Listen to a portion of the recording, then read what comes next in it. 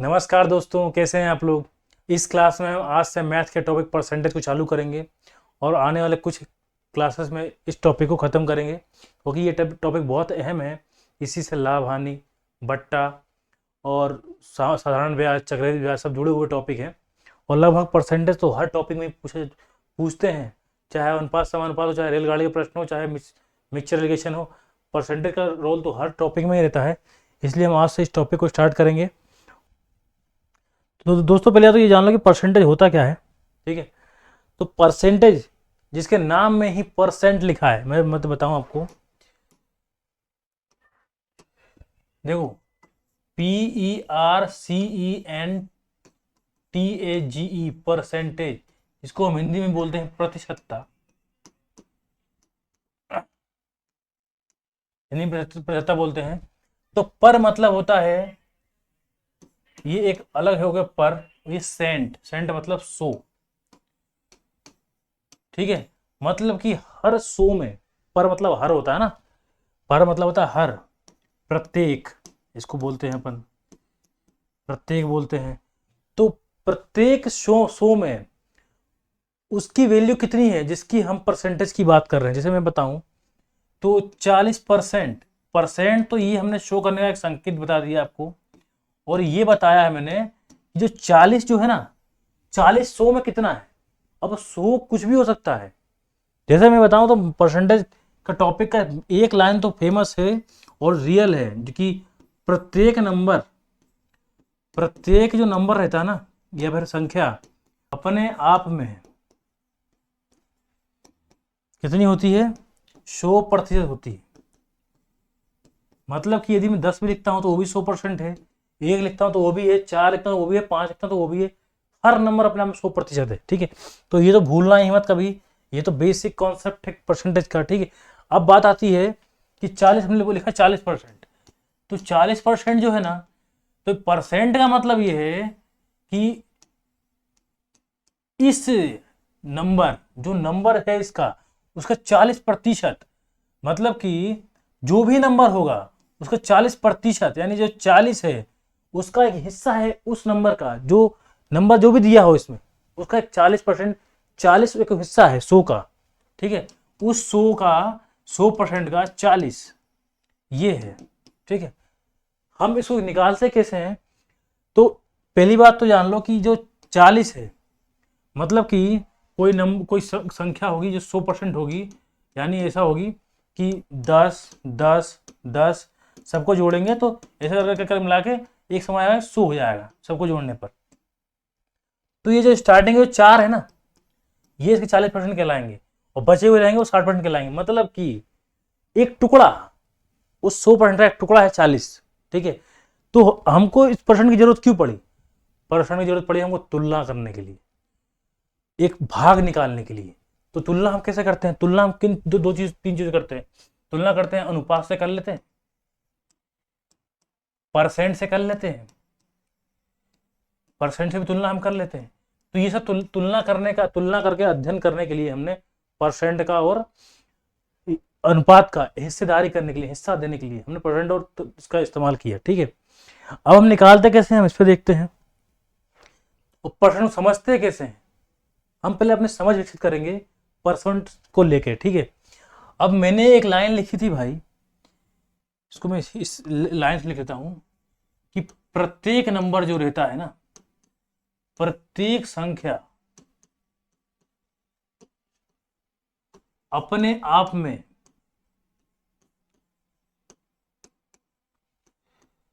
100% है। ये तो हमने यूनिवर्सल लाइन लिख ली। ठीक है, अब देखो, मैं एक नंबर लिखता हूं 100, ये 100 लिख लिया मैंने, तो ये भी 100% अपने आप में होगा ना। अब मैं इसको ऐसा ऐसा लिख सकता हूं कि एक जीरो यहां पर, एक जीरो ये, एक जीरो ये, मतलब इस जीरो बढ़ते जा रहे हैं, तभी ये 100% ही होगा। होगा ना 100%, ये भी 100% ही होगा। तो मिटा लें ना, ये 100% होगा। अब देखो, अब ये जो दशमलव, जो ये वाला दशमलव जो है, मैं उठा के इधर कर दूं, एक संख्या जीरो के बाद इधर कर दूं, मतलब कि ये हो गया, तो ये अब कितना हो गया, पहले 100 था अब 10 हो गया, तो ये 10% हो गया।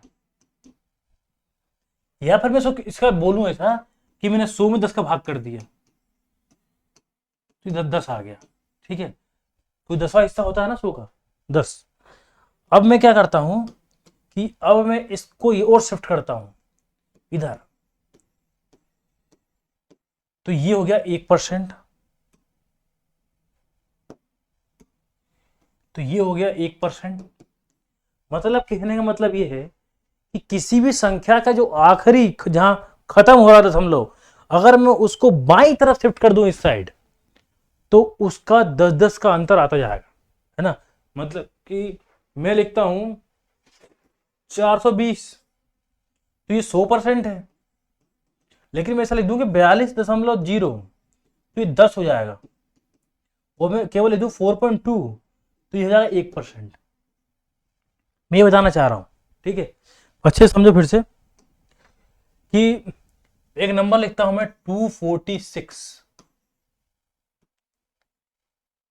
एक नंबर ले लिया मैंने 246, तो ये है 100% अपने आप में, क्योंकि हर संख्या अपने 100% होती है। फिर लिखता हूं 24.6, यहां का जो दशमलव था यहां ले आया, तो ये हो गया 10%। फिर दशमलव को और शिफ्ट कर दिया 2.46, तो ये हो गया 1%। मैं समझाना चाह रहा हूं दशमलव शिफ्ट करने के बाद परसेंट में चेंज कैसे आएगा, ठीक है। ये मैं क्यों सिखा रहा हूं आप समझना, ठीक है। अब जैसे मान लो, समझ में आ गया आपको, ठीक है।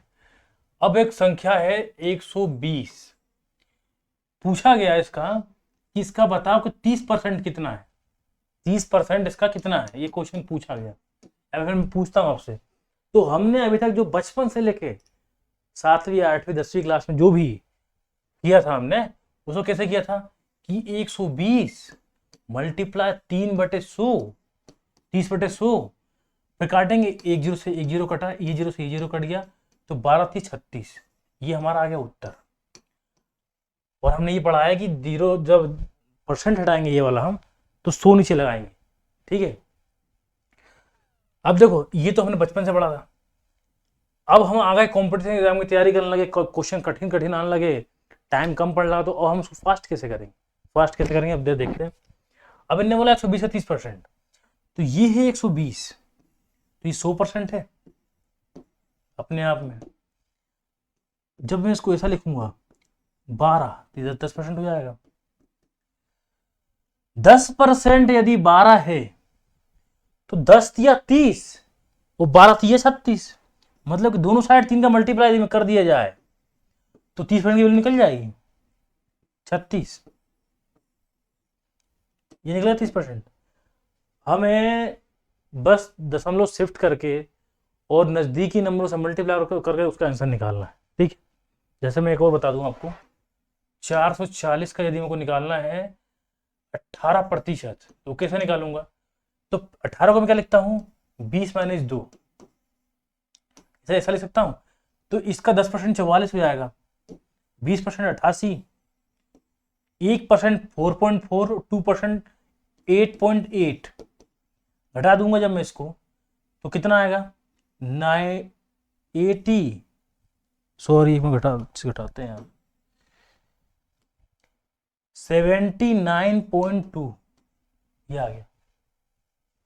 अभी अपन इस पर कुछ क्वेश्चन करेंगे वो आपको समझ में आ जाएगा, ठीक है। इस पे आते हैं हम थोड़ा अपने क्वेश्चन पे। ये हमारे पास है कुछ 7-8 क्वेश्चन लेके आया हूं मैं आपके लिए, इसको सॉल्व करेंगे यहीं की यहीं और देखते हैं कि इसका आंसर क्या है। तो 30% 120 हमने निकाल चुका है, 25% 420, 420 का 25% कितना होगा, ठीक है।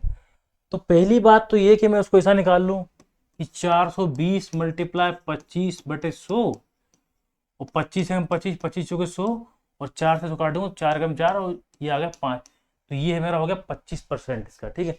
दूसरा तरीका क्या है कि जो 100 है ना, 100 का चौथा हिस्सा होता है 125, मतलब कि 100 में यदि मैं 4 से भाग करूंगा ना, तो निकलता है 25%। मतलब कि यदि मैं 420 में भाग कर दूं किसका, 4 का, तभी निकल जाएगा, तभी निकल जाएगा। और फिर एक तरीका और जो हमने अभी सीखा था, वो ये था कि 10% 42, 2% 84, 20% 84, और 10 का 42 का आधा कितना, 21, हमने जोड़ दें तब भी 105 निकल जाएगा।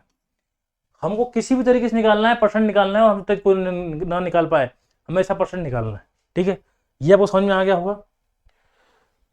अगला देखते हैं हम, 360 का 72%। ठीक है, तो मिटा लें इसको, हम वीडियो रोक के थोड़ा सॉल्व कर लेना इसको, और देख लेना, स्क्रीनशॉट ले लेना, बाद में लिखते रहना इसको, है ना भाई दोस्त।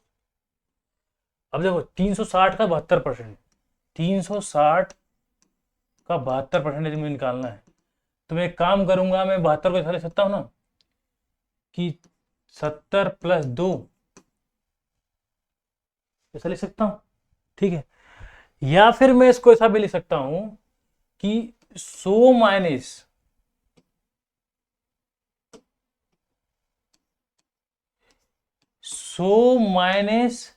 28, इसको मैं ऐसा भी लिख सकता हूं ना, तभी तो 72 ही आ रहा है।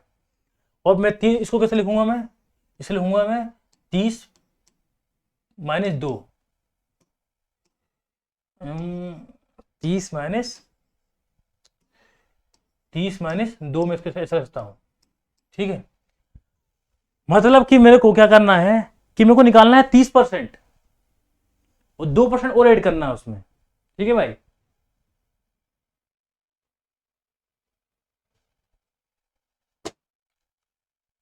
दो परसेंट इसमें और ऐड करना है। तो देखो 360 का 10% कितना होगा, 36 होगा, तो 30%, 36 दिया 108, तो ये तो होगा 30%, और 2% घटाना है मेरे को इसमें से, 2% घटाऊंगा इसको,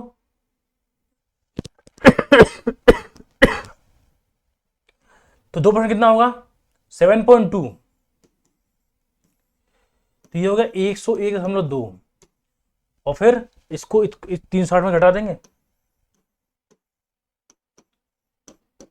तो ये हमारा निकल जाएगा, ये 8, और ये 8, 5, 2, ये निकल गया हमारा उत्तर 72% का। 72%, देखो ये तो चलो 72 थोड़ा कॉम्प्लिकेटेड है, इसको आप सीधे 7 से मल्टीप्लाई करके भी दो दो जोड़ सकते हैं। मतलब कि ऐसा कर लेते हैं आप कि 36 10% है, 7 का मल्टीप्लाई करें, 7 6 42 के 2 हासिल 4, और 7 3 21 और 4 25, और 2% उसका और जोड़ दो, तो 36 कितना, 7.2, 2% इसका और है, 259, 259.2 आता सीधे आंसर। तो इसको ऐसा भी कर सकते थे अपन, लेकिन नजदीकी वाले को मैं और बताऊंगा आपको कैसे करते हैं। इसको स्क्रीनशॉट लेना तो इसका स्क्रीनशॉट ले लो, बाकी हम आगे करते हैं इसको।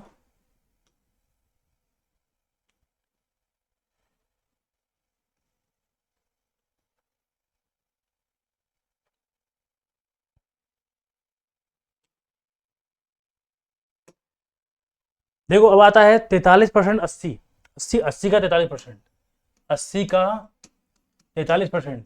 अब देखो इसमें इसका 80 का 10% कितना होगा, 8, 40%, 8 चूंकि 32, तो 32 तो हो गया 40%, और 3%, 8 से 24, मतलब कि 2.4 होगा इसका 3%, तो इसका आंसर क्या आएगा, 34.4, इसका कितना आ गया, ये आएगा 43% आ गया। अगला क्वेश्चन, 250 का 77%, तो देखो 250 का 10% कितना होगा, 25।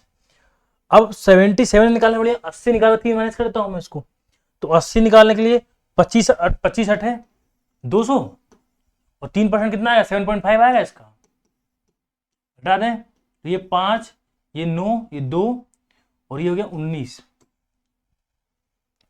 ये हो गया इसका 250 का 77%। ठीक है, अब इसने वाला 24 का 81%। ठीक है, तो 24 का 81% निकालना है हमें, तो 80 + 1 कर दूं, 80 + 1 कर दें, तब भी आंसर आ जाएगा, है ना भाई। तो 24 का 10% कितना होगा, 2.4, 8 से मल्टीप्लाई कर दूं, तो 832, 3, 16, 3, 19, ये हो गया मेरा 80%, 19.2, और 24 का 1% कितना होगा, तो 0.24, 19.44 होगा इसका 81%। ठीक है दोस्त, अब दो क्वेश्चन और है, 128 का 49% और 120 का 33.3%। ठीक है, तो हम थोड़ा इसको मिटा लें, आप इसका स्क्रीनशॉट लेके सॉल्व कर लेना।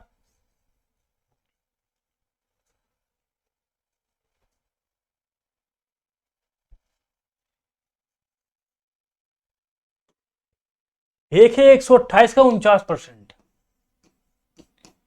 तो 49% लिख सकता हूं मैं, 50 तो 128 का 50% कितना होगा, जस्ट उसका आधा होगा ना, 64, और उसका 1% कितना होगा, ये पॉइंट यहाँ लाएगा, मतलब 1.28, तो 65.28 होगा इसका 49%। निकालना कितना आसान है, अगर मैं 49/100 करे करता तो कितना कठिन हो जाता, होता कि नहीं होता। अब आखिरी क्वेश्चन है हमारा कि 33.3% ऑफ 120, 120 का 33.3, पॉइंट हटाऊंगा यहां से, तो यहां पे जाएगा नीचे 10।